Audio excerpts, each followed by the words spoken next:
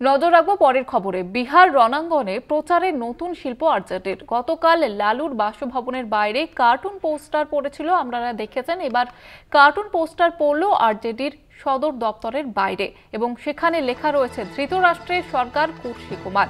বিহারে বাড়ছে অপরাধ, কারণ 18 বছর ধরে এনডিএ সরকার। এইসব লেখার সঙ্গে আঁকা হয়েছে নীতিশ কুমারের কার্টুনও। গতকাল থেকেই চলছে এই পোস্টার রাজনীতি এবং আজকেও পোস্টার রাজনীতি। এবার কার্টুন পোস্টার পড়ল আরজেডির সদর দপ্তরের বাইরে এবং সেই সমস্ত লেখা তার সঙ্গে আঁকা রয়েছে নীতিশ কুমারের কার্টুন। এবং আপনাদের জানিয়ে রাখবো, সেখানে বিহার রণাঙ্গনে প্রচারের নতুন শিল্প আরজেডির। গতকাল লালুর বাসভবনের বাইরে কার্টুন পোস্টার পড়েছিল, এবার কার্টুন পোস্টার পড়ল আরজেডির সদর দপ্তরের বাইরে। বিষয়ে বিস্তারিতভাবে আলোচনা করব। নিউজরুম থেকে সরাসরি রয়েছেন আমাদের পলিটিক্যাল এডিটর আশিস চট্টোপাধ্যায়। আশিস দা,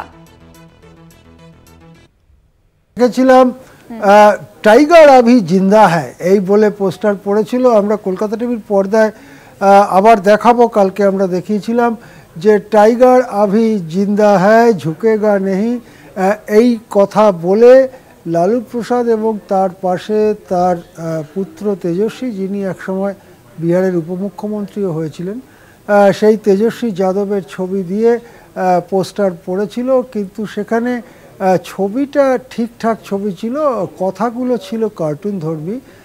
টাইগার আভি জিন্দা হয়, ঝুঁকেগা নেই রুকেগা নেই টাইপের এক ধরনের কথা ছিল।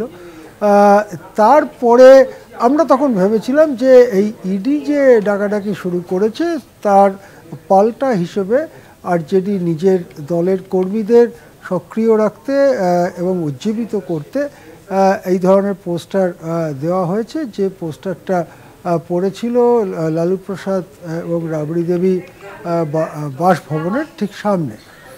আজকে দেখা যাচ্ছে, খবর পাওয়া যাচ্ছে সকালবেলা, যে পাটনায় যে আরজেডির সদর দপ্তর তার পাশে একটি দারুণ পোস্টার পড়েছে। আমি বলবো যে দীর্ঘকাল ধরে খবরের কাগজে বা অন্যত্র যে কার্টুন চর্চা হয়ে থাকে, যে কার্টুনের মধ্য দিয়ে বেশ মজা হয় এবং তার সঙ্গে সঙ্গে কিছু বার্তাও পৌঁছে দেওয়া যায়, কখনো রাজনৈতিক বার্তা, কখনো অন্য কিছু বার্তা।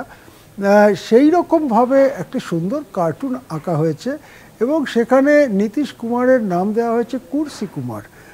এটা এত ভালো একটা নাম দেওয়া হয়েছে, যেটার ব্যাপারে আমি প্রশংসা না করে পারছি না। নীতিশ কুমারের পক্ষে বা বিরুদ্ধে আমার কোনো মতামত নেই, তবে তিনি বিজেপিতে গেছেন, বিজেপিতে গিয়ে বিজেপির সাম্প্রদায়িক রাজনীতির সঙ্গী হয়েছেন, সেটা দেখে নিশ্চয়ই খারাপ লাগে। কিন্তু ইনি এই নীতিশ কুমারকে নানান নামে অভিহিত করা হয়েছে। আগে বারবার পাল্টি খাওয়ার জন্য তার নাম পাল্টি কুমার বা পাল্টু কুমার বলেও খ্যাত হয়েছিল সংবাদ মাধ্যমে। পাল্টি কুমার বলতে নীতিশ কুমারকেই বোঝানো হয়, সেটা আমরা জানতাম। কিন্তু কুর্সি কুমার, অর্থাৎ কুর্সি ছাড়া তার জীবনে আর কোনো ভাবনাই নেই, এই যে কথাটা নতুন একটা কয়েনেজ, নতুন একটা শব্দবন্ধ আরজেডি করেছে, সেটা দেখে বেশ মজাই লাগছে। এবং সেখানে একটা খুব ছবিও দেওয়া হয়েছে, একটা ছবি দেওয়া হয়েছে, কুর্সি কুমারের ছবি দেওয়া হয়েছে। আমরা কলকাতা টিভির পর্দায় বড় করে আজকের পোস্টারটা দেখাবো, যেখানে কুর্সি কুমারের ছবি দেওয়া হয়েছে। এবং যেহেতু এতদিন ধরে আরজেডি ক্ষমতায় নেই বেশিরভাগ সময়টা, এবং দীর্ঘদিন ধরে এনডিএ সরকার রয়েছে, সেই জন্যই অপরাধীরা বাইরে আছে, এই রকম একটা কথাও সুন্দরভাবে ওই মেসেজের মাধ্যমে দেয়া হয়েছে।